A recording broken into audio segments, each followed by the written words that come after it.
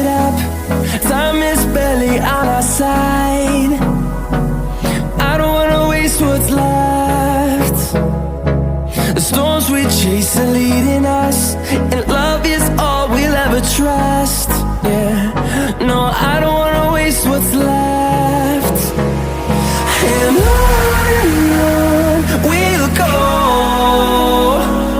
through the wastelands, through the highways, till my shadow turns to sun rays. And on we'll go, through the wastelands, through the highways, and on we'll go.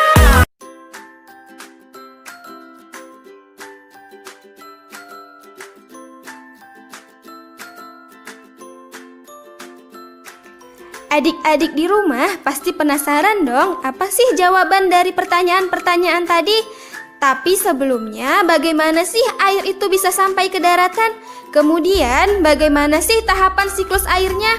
Yuk saksikan bersama-sama penjelasan dari Kak Rizka berikut. Halo adik-adik, ketemu lagi bersama Kak Rizka. Adik-adik, siapa yang tidak tahu sungai? Kakak yakin semuanya sudah pada tahu kan yang namanya sungai? Tahukah adik-adik bahwa setiap sungai akan berujung pada satu tujuan, yaitu laut? Nah, dari sungai dan laut inilah nantinya air akan dibawa kembali ke daratan. Loh, kok bisa ya? Bagaimana caranya? Nah, caranya adalah kita harus tahu yang namanya siklus air. Yuk, mari sama-sama kita mempelajari tahapan-tahapan dari siklus air.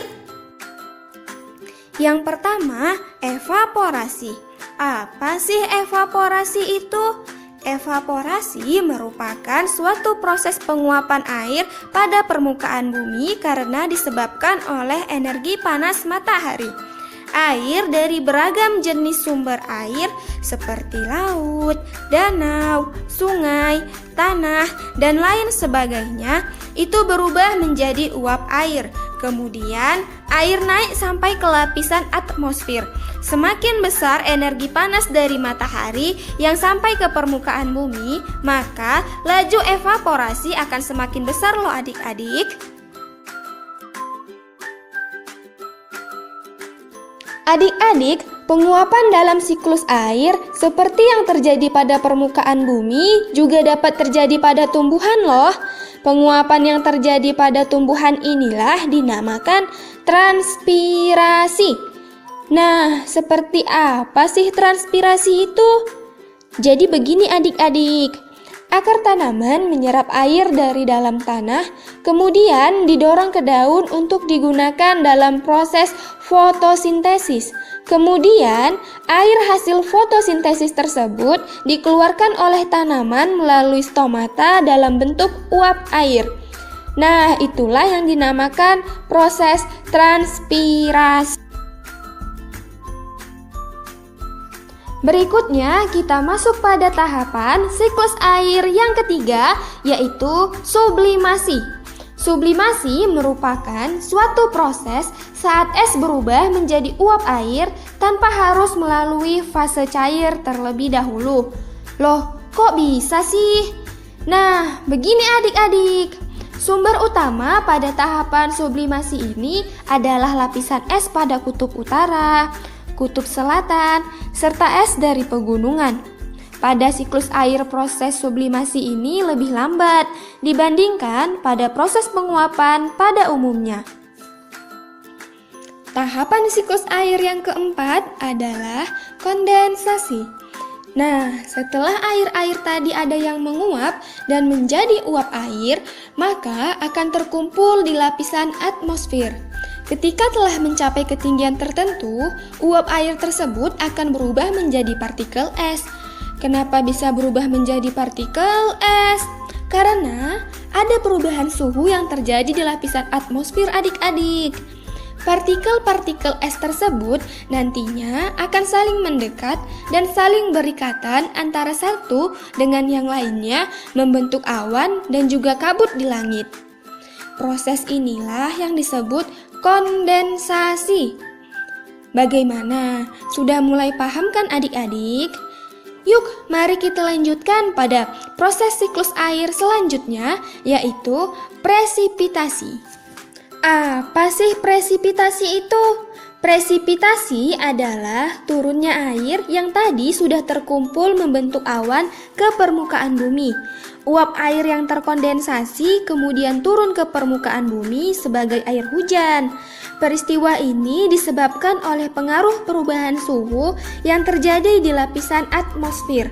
Apabila suhu sangat rendah, ini mungkin saja di bawah 0 derajat Celcius, tetesan air tersebut akan jatuh sebagai salju atau butiran es. Sedangkan bila suhunya di atas 0 derajat Celcius, maka akan jatuh sebagai butiran-butiran air seperti yang biasa kita saksikan adik-adik. Adik-adik, siklus air yang selanjutnya adalah limpasan. Limpasan merupakan suatu proses di mana air mengalir di atas permukaan bumi.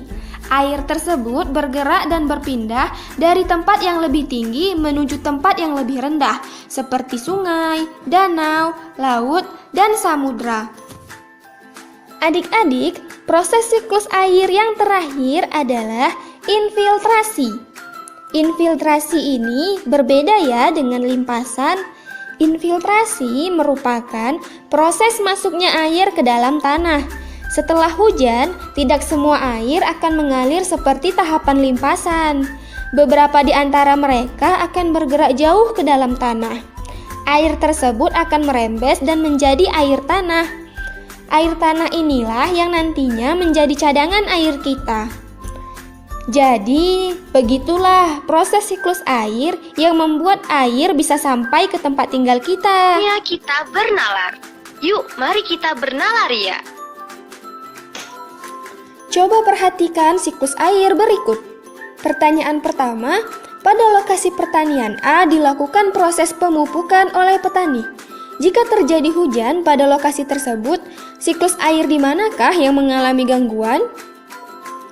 Sudah tahu jawabannya? Yuk kita bahas bersama-sama.